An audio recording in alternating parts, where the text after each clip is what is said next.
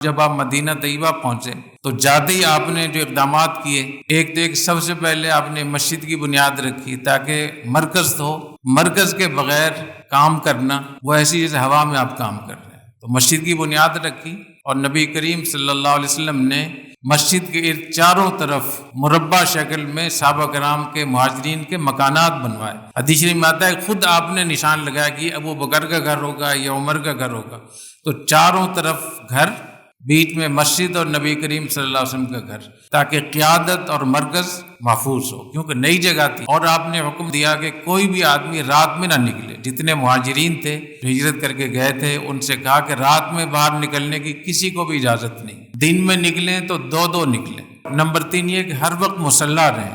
تو یہ سب چیزیں وہ ہیں جو یہ بتانے کے لیے کہ تدبیر کی کتنی اہمیت ہے۔ ایک بات اور مجھے یاد آ گئی کہ 13 سال مکہ مکرمہ میں رہے نبی کریم صلی اللہ علیہ وسلم، کوئی ایک آیت بھی اہل کتاب کے خلاف نازل نہیں ہوئی۔ مکی آیات میں کوئی آیت یہود و نصارہ کے بارے میں نہیں ہے، بلکہ کسی درجے میں ان سے ایک غیر رسمی ایک تعلق بھی معلوم ہوتا ہے۔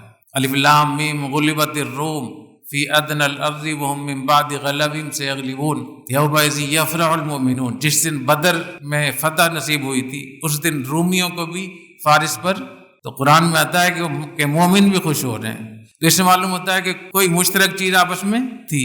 تو قبل از وقت دشمن کو جگا دینا، مدینہ منورہ پہنچنے کے بعد تو پھر کتنی جنگیں ہوئیں اہل کتاب سے، یہود و نصارہ سے، کیا چیزیں ہوئیں۔ تو اس بات کی ضرورت ہے کہ قبل از وقت دشمن کو بیدار کرنا، باتیں کر کے لوگوں کو دشمن بنانا۔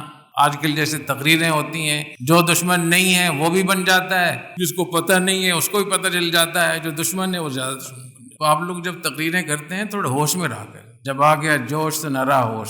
تو کتنے سارے ہمارے منصوبے اس لیے فیل ہوتے ہیں کہ ہم جذباتی ہوتے ہیں، تقریریں کرتے ہیں اور سارے کام آگے پیچھے ہوتے ہیں۔ تیسرا کام آپ نے یہ کیا کہ یہودی جو مدینہ میں اب 3 قبیلے تھے، بنو قریظہ، بنو قینقاع، بنو نذیر، اور یہ تینوں قبائل مدینہ کی زراعت پر بھی قابض تھے، جو اچھے زرعی علاقے تھے ان کے ہاتھوں میں تھے، اور تجارت پر ان کا بازار تھا اس پر بھی قابض تھے، اور صنعت پر بھی قابض تھے۔ جتنی وہاں کوئی ایسے فیکٹریاں تھیں وہ ان کے ہاتھوں میں تھیں، اور دفاع پر بھی قابض تھے۔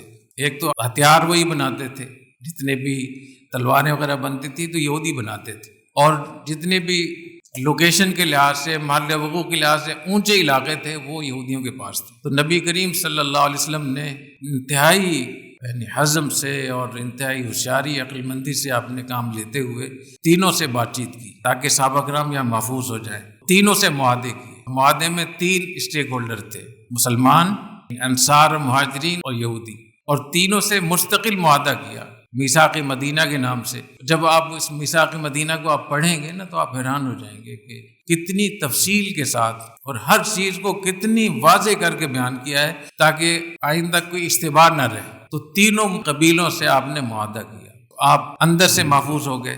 پھر صحابہ کرام جو گئے ہوئے تھے لوٹے پیٹے گئے تھے، کوئی چیز ان کے پاس نہیں تھی، تو مہاجرین کو انصار کے ساتھ ان میں مواخات قائم فرمائی، بھائی چارہ۔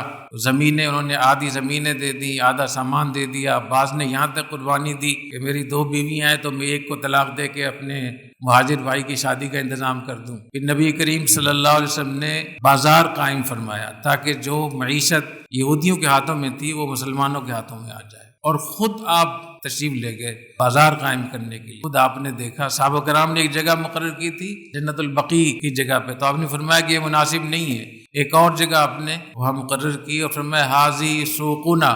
سوق مذکر بھی استعمال ہوتا ہے، مؤنث بھی استعمال ہوتا ہے، یہ ہمارا بازار ہے۔